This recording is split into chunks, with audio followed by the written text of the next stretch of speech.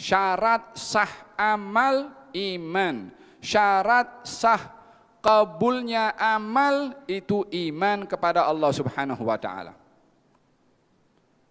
Lalu kalau begitu ada orang beramal soleh tapi tidak beriman. Macam mana amal solehnya? Bilakah amal soleh itu menjadi ibadah? Tidak semua amal soleh itu ibadah. Ada orang beramal soleh karena keprimanusiaan. Ada orang beramal soleh karena kasihan. Bukankah kita melihat orang-orang yang volunteer, kadang-kadang pergi ke tempat kawasan yang perang, dia pun menyumbangkan ilmu kedokterannya untuk mengobati, terkadang pun dengan palang merah membawa makanan, terkadang pun dia membantu orang-orang yang susah, dan seterusnya. Bukankah ini banyak? Dan juga dibuat satu institusi untuk membantu orang-orang yang memerlukan, yang zahirnya itu adalah amal saleh. Allah berfirman dalam ayat ini, amal itu akan menjadi saleh dan dikabulkan oleh Allah dengan syarat iman.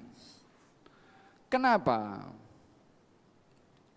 Apa saja amalan, baik zahirnya, belum tentu menjadi ibadah kalau tidak didasari dengan iman.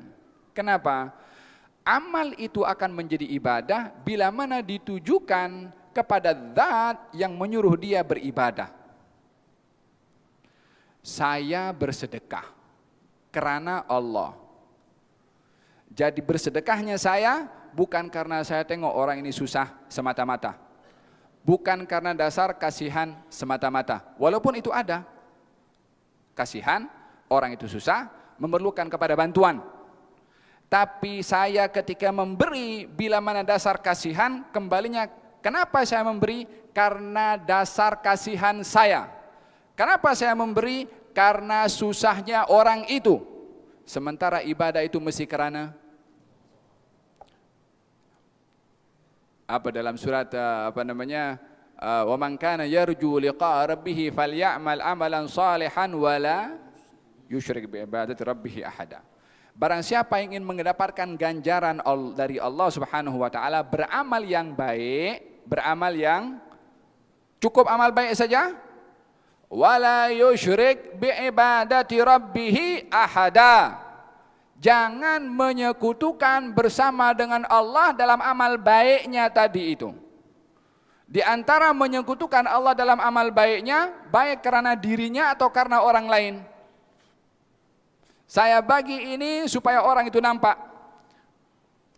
Saya bagi ini supaya saya tersanjung, ada unsur sayanya. Sementara ibadah mesti karena Allah Subhanahu wa taala, wa ma umiru illa liya'budullaha mukhlishin. Kamu tidak diperintah kecuali beribadah kepada Allah. Ibadah saja, mukhlishin, ikhlas, baru itu ibadah. Fahimtum? Idzan amal saleh itu akan menjadi amal biasa secara kemanusiaan, secara humanity, secara apa saja, tapi belum tentu menjadi amal ibadah tanpa ditujukan amal itu karena Allah Subhanahu wa taala, karena amal itu akan menjadi ibadah bila mana ditujukan karena Allah Subhanahu wa taala. Tapi amal yang dilakukan bukan karena Allah, walaupun sebabnya baik, kemanusiaan dan seterusnya, belum tentu, tidak menjadi satu ibadah. Oleh sebab itu Allah mengaitkan dalam ayat ini, wa man ya'mal minas salihati min dzakarin aw untha wa huwa mu'minun.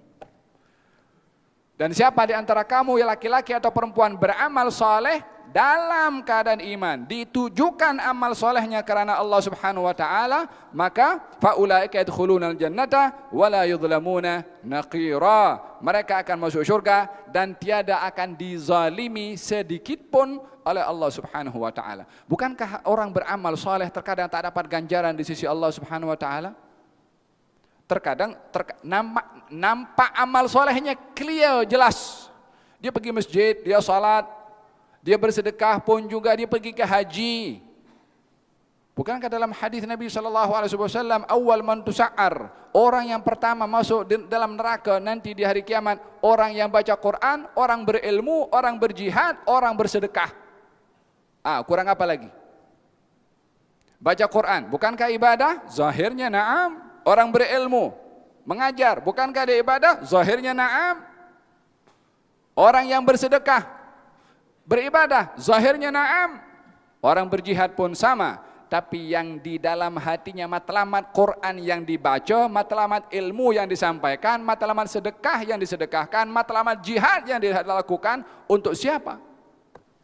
Yang baca Quran mengatakan supaya orang tahu suaranya indah. Yang berilmu mengajar agar supaya disanjung oleh orang lain kalau dia orang yang pandai. Yang bersedekah supaya disanjung kalau dia dipuji sebagai orang yang dermawan. Orang yang berjihad supaya disanjung dipuji dia seorang pahlawan.